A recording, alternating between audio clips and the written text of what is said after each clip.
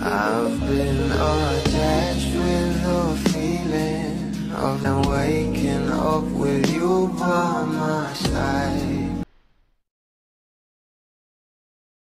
Dahil talaga namang itong si Direk May Cruz Salvior ay present nga rin sa pa-block screening ng ating Bel Mariano at napapost pa nga itong si Direk sa kanya social media account. Direk May, thank you so much for joining. Of course!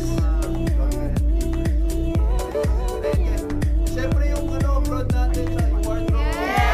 Ayan, bilang tayo para sa inyo itong pelikula na to and let's just have a good time. Thanks guys.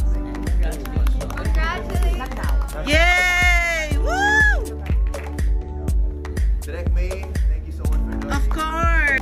Nakalagay pa nga sa caption sa video, "Thank you for inviting us to your block screening for Donnie, Bel Mariano. Really enjoyed the film. It may be about gaming but the heart of it is a mother and son story which everyone can relate to. Hindi ako masyado informed at nakakaiyak pala ito. Glad the Kent by Milove family was able to show our support for Dear Bingo with White Heart." Na umani nga agad ito ng maraming komento at ayon nga guys sa mga bula, it's always the way how Donnie Loki shows his love towards Belle to the whole wide world.